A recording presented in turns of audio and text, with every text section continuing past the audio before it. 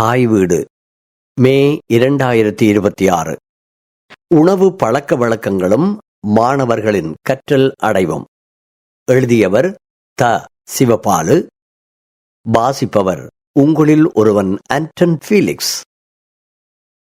இன்றைய சூழலில் குழந்தைகள் மத்தியில் உடல் பருமன் அதிகரிப்பதற்கு பல்வேறு காரணிகள் முன்வைக்கப்படுகின்றன. பொதுவாக அளவுக்கு அதிகமான உணவு உட்கொள்ளலே உடல் எடை அதிகரிப்பிற்கான முதன்மை காரணமாக கருதப்படுகிறது. இருப்பினும் சில குழந்தைகளுக்கு பெற்றோரின் மரபணுக்கள் மற்றும் குடும்பத்தின் உணவு பழக்க வழக்கங்களும் முக்கிய காரணங்களாக அமைகின்றன. இவற்றை தவிர பெற்றோர்கள் பிள்ளைகளின் வயது மற்றும் உயரத்தை கருத்தில் கொள்ளாமல் அளவுக்கு அதிகமாக உணவை ஊட்டிவிடுவதும் ஒரு முக்கிய பிரச்சனையாகும். இத்தகைய பழக்கம் பிள்ளைகளின் உடற்பருமனை மிக வேகமாக அதிகரிப்பதோடு அவர்களின் உடலமைப்பை மட்டுமன்றி உடல் மற்றும் உள செயற்பாடுகளிலும் ஒழுங்கீனத்தை ஏற்படுத்த காரணமாகிறது. பெற்றோர்கள் பலர் விரும்பாத போதிலும் பிள்ளைகள் நாவிற்கு சுவை தரும் ஆனால் உடல் நலத்துக்கு தீங்கு விளைவிக்கும் உணவுகளையே அதிகம் விரும்புகின்றனர். சில பெற்றோர்கள் அவற்றை தடுத்தாலும் பிள்ளைகள் பிடிவாதமாக இருப்பதோடு சில நேரங்களில் பெற்றோருக்கு தெரியாமல் மறைவாகவும் அத்தகைய உணவுகளை உட்கொள்ளுகின்றனர். பிள்ளைகளை ஆரோக்கியமான உணவு பழக்க வழக்கங்களை உருவாக்க வேண்டுமானால் அவர்களது மனநிலையை உணர்ந்து அன்பான முறையில் தொடர்ச்சியான கலந்துரையாடல்களை மேற்கொள்ள வேண்டும்.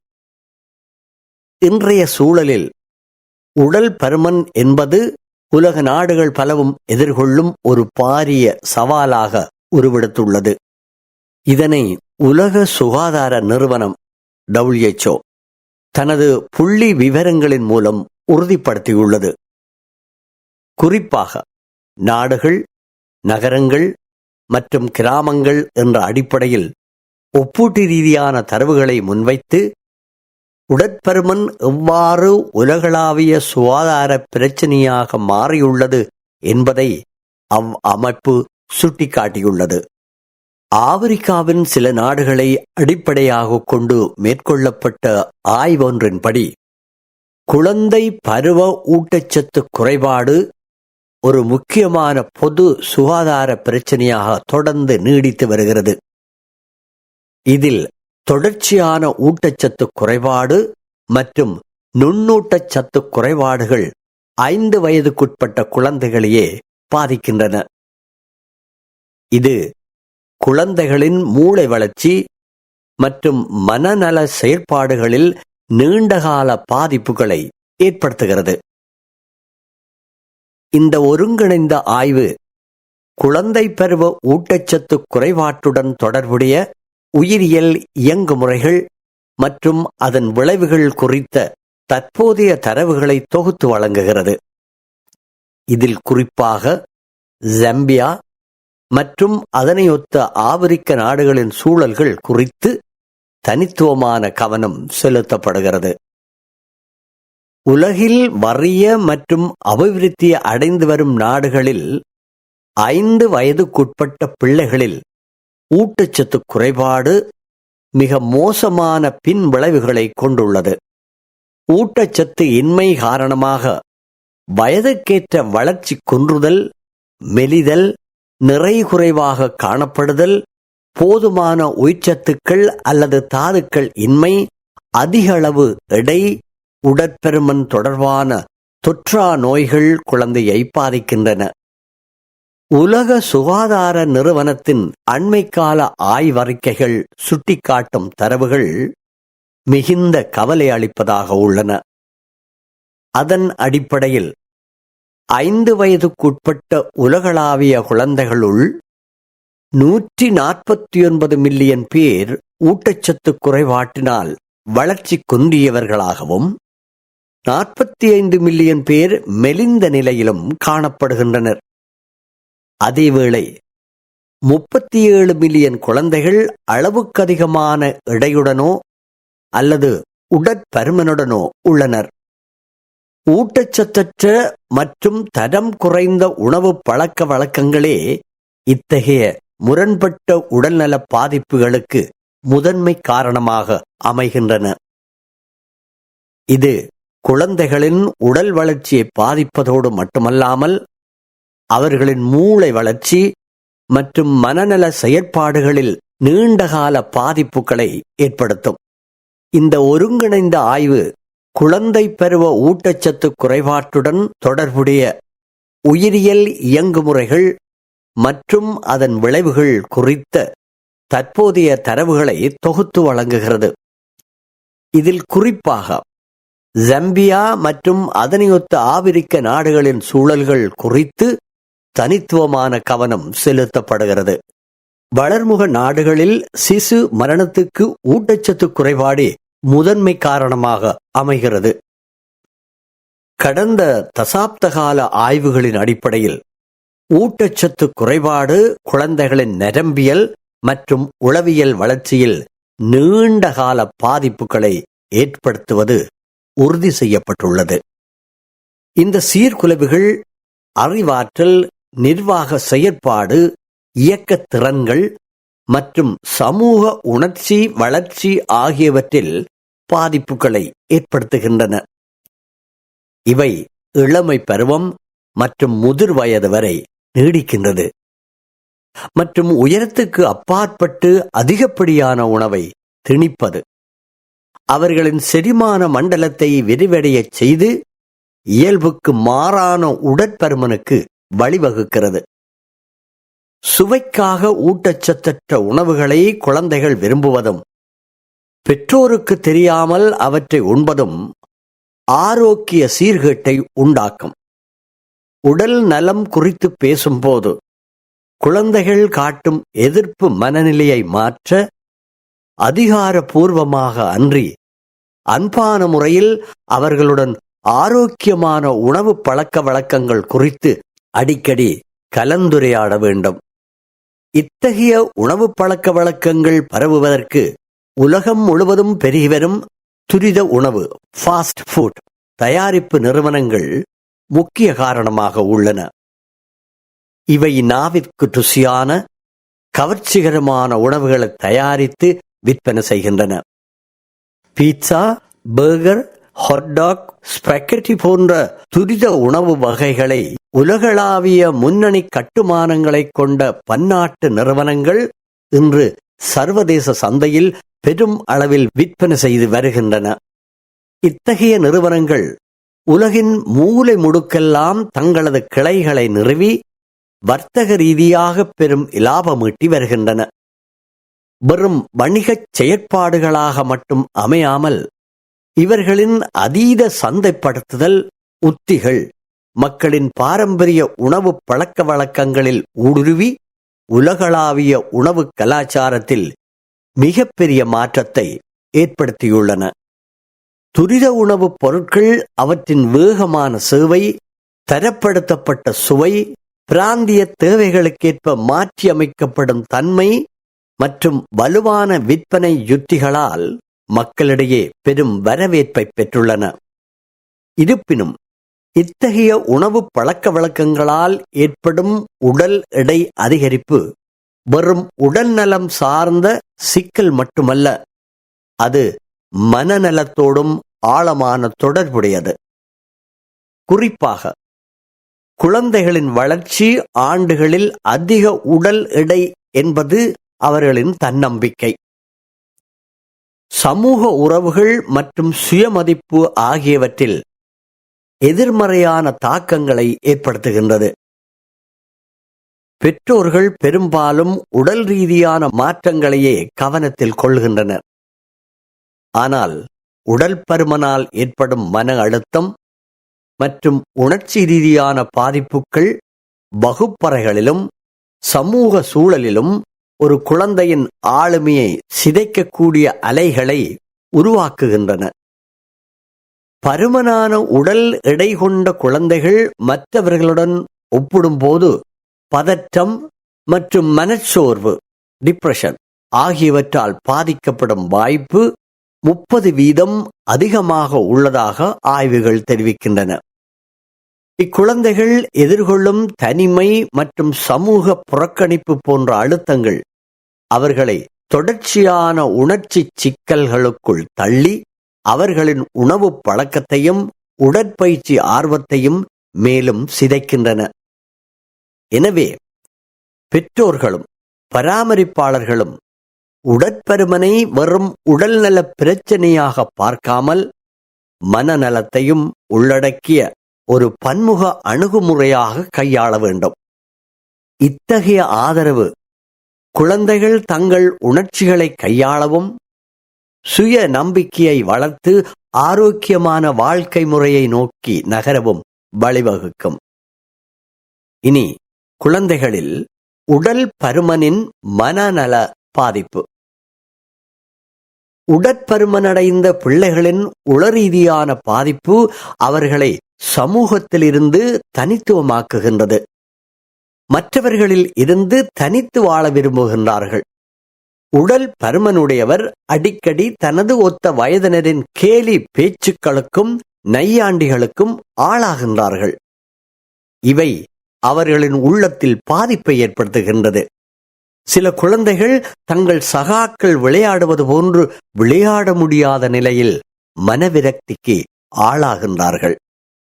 அடுத்து சுயமதிப்பும் உடல் உருவமும். குழந்தைகள் தங்கள் சுய அடையாளத்தை வளர்த்தெடுக்கும் முக்கிய காலகட்டத்தில் உடல் பருமன் அவர்களின் சுயமதிப்பிற்கும் பெரும் சவாலாக அமைகிறது. இத்தகைய குழந்தைகள் சமூக சூழல்களில் குறைந்த தன்னம்பிக்கையுடனும் சக மாணவர்களிடமிருந்து தாம் வேறுபட்டவர்கள் என்ற தாழ்வு மனப்பான்மையுடனும் காணப்படுவதாக ஆய்வுகள் குறிப்பிடுகின்றன. தமது உடல் தோற்றம் குறித்த இந்த அதீத விழிப்புணர்வும் எதிர்மறை எண்ணங்களும் அவர்களின் வளர் இளம் பருவம் தாண்டியும் நீடிக்கக்கூடிய ஆளுமை சிக்கல்களை உருவாக்கக்கூடும். இனி குழந்தை உடற்பருமனும் உணர்ச்சி தாக்கமும் தீர்வுகளும். குழந்தை பருவத்தில் ஏற்படும் உடற்பருமன் ஒருவரது சுய அடையாளத்தை உருவாக்குவதில் பெரும் சவால்களை ஏற்படுத்துகிறது. இத்தகைய குழந்தைகள் தங்கள் உடல் தோற்றம் குறித்த அதீத விழிப்புணர்வால் நண்பர்களிடமிருந்து தனிமைப்படுத்தப்பட்டதாக உணர்கின்றனர். ஊடக செய்திகள் மற்றும் பிறரின் கருத்துக்களால் ஏற்படும் எதிர்மறை சுயபார்வை அவர்களின் விளையாட்டு மற்றும் சமூக செயற்பாடுகளில் பங்கேற்பதை தடுத்து ஆளுமை வளர்ச்சியை பாதிக்கிறது. இது காலப்போக்கில் ஒரு நச்சு சுழற்சியை உருவாக்குகின்றது. குறைந்த சுயமதிப்பு அவர்களை உணர்ச்சி ரீதியான உணவு உண்ணும் பழக்கத்திற்கும் இமோஷனல் ஈட்டிங் உடல் உழைப்பற்ற நிலைக்கும் தள்ளி உடல் எடையை மேலும் அதிகரிக்கிறது. எனவே பெற்றோர்களும் பராமரிப்பாளர்களும் குழந்தையின் உடல் எடையை விட அவர்களின் தனித்துவமான திறமைகள் மற்றும் சாதனைகளில் அதிக கவனம் செலுத்த வேண்டும். எடையை மையப்படுத்தாமல் ஆரோக்கியத்தை வலியுறுத்தும் ஒரு சூழலை உருவாக்குவதன் மூலம் குழந்தைகளின் தன்னம்பிக்கையை மீட்டெடுத்து அவர்களின் உணர்ச்சி நலனை மேம்படுத்த முடியும். அடுத்து சமூக உறவுகளும் உள்ளடக்க சூழலும். அதிக உடல் எடை கொண்ட குழந்தைகள் பள்ளிகளிலும் சமூக சூழல்களிலும் கேலி மற்றும் தனிமைப்படுத்தலுக்கு உள்ளாகும் அபாயம் அதிகம். இது அவர்களுக்கு தன்னுணர்வு சார்ந்த தயக்கத்தை ஏற்படுத்தி குழு செயற்பாடுகளில் பங்கேற்பதை தடுக்கிறது.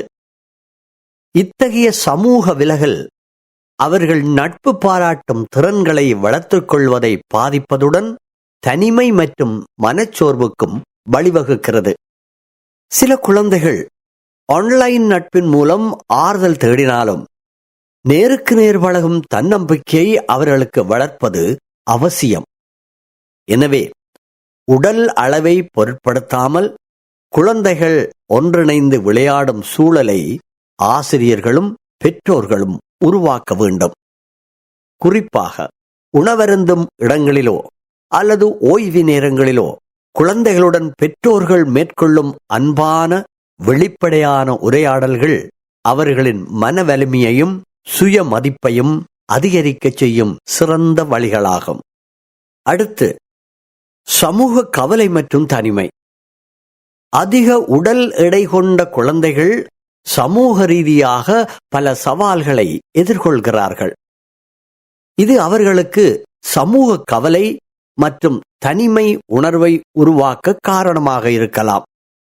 பல குழந்தைகள் சகபாடிகளால் கிண்டல் செய்யப்படுகின்றார்கள். இதனால் அவர்கள் சமூக நிகழ்வுகள் மற்றும் உறவுகளை தவிர்க்க நேரிடுகிறது. குழந்தைகள் மேலும் தனிமைப்படுத்தப்படுவதால் சமூக திறன்களை வளர்த்துக் கொள்வதும் நண்பர்களை பேணுவதும் கடினமாகிவிடுகிறது.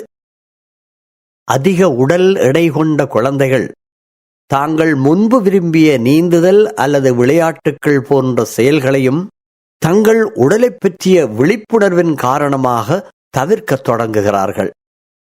தனிமைப்பட்டிருக்கும் இந்நிலை பள்ளி செயற்பாடுகள், குழு அமைப்புகளில் சேருதல் அல்லது சமூக நிகழ்வுகளில் கலந்து கொள்வதிலும் பாதிப்பை ஏற்படுத்துகிறது. உதாரணமாக, வீட்டிலேயே இருப்பது, தனிப்பட்ட செயல்களில் அதிக நேரம் செலவிடுவது, குழு சூழல்களை தவிர்ப்பது போன்றவை. இவை குறுகிய காலத்திற்கு பாதுகாப்பாக இருந்தாலும் நீண்ட காலத்தில் சமூக வளர்ச்சிக்கும் உணர்ச்சி நலனுக்கும் பாதிப்பு ஏற்படுத்தும். சமூக ஆதரவு மனநலத்திற்கு மிகவும் முக்கியமானது என்பதை உணர்வது அவசியம். குழந்தைகள் தங்களை மற்றவர்களிடமிருந்து வேறுபட்டதாக உணரும்போது கவலை மற்றும் மனச்சோர்வு போன்ற பிரச்சனைகள் உருவாகும் வாய்ப்பு அதிகரிக்கிறது.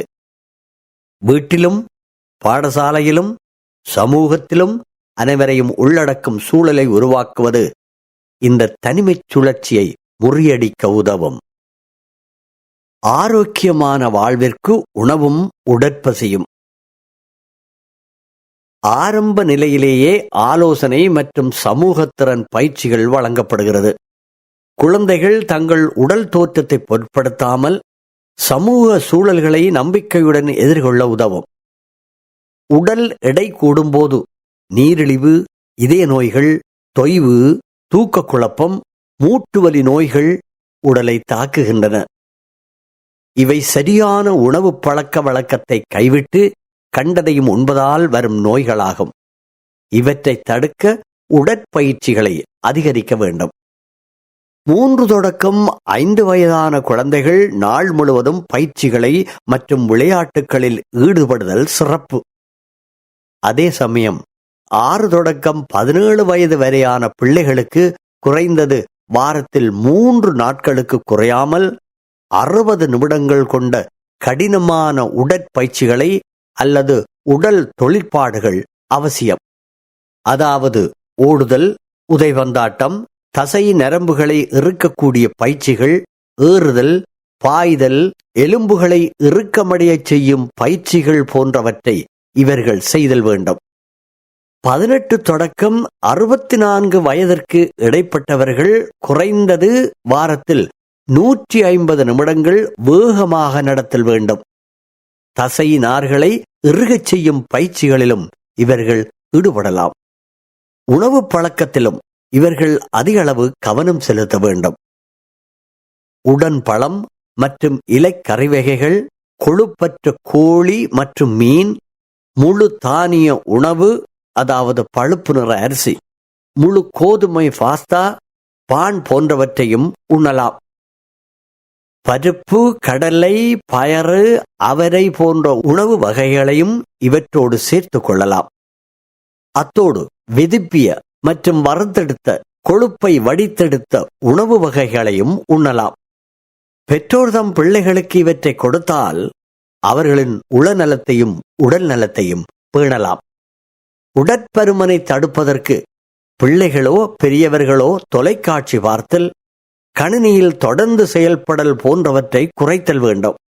எல்லா வயது பிரிவினரையும் வாசிப்பு, கதை சொல்லுதல், பாடுதல் மற்றும் குறுக்கெழுத்து போட்டிகள் போன்ற செயற்பாடுகளில் ஈடுபடுத்துவது ஆரோக்கியமானது.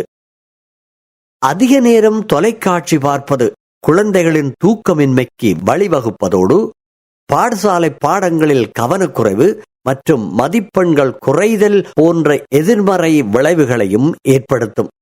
குழந்தைகளின் தனி அறைகளில் இருக்கும் தொலைக்காட்சி மற்றும் கணனிகளை உடனடியாக அகற்றுவதும் படுக்கையறையில் கைபேசி பயன்பாட்டை தவிர்ப்பதும் அவசியம். இத்தகைய மின்னணு சாதனங்களின் ஆதிக்கத்தை குறைத்து குழந்தைகளின் ஆரோக்கியமான வளர்ச்சியை உறுதிப்படுத்துவது பெற்றோரின் பாரிய பொறுப்பாகும். உடல் ஆரோக்கியமும் மனநலமும் ஒன்றோடொன்று பின்னி பிணைந்தவை.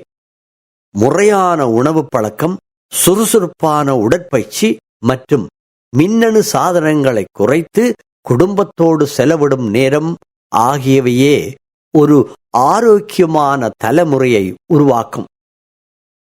குழந்தைகளின் உடல் எடையை தாண்டி அவர்களின் மன வலிமையையும் சுயமதிப்பையும் வளர்ப்பதில் பெற்றோரின் அன்பான வழிகாட்டலே மிக சிறந்த முதலீடாகும். நன்றி.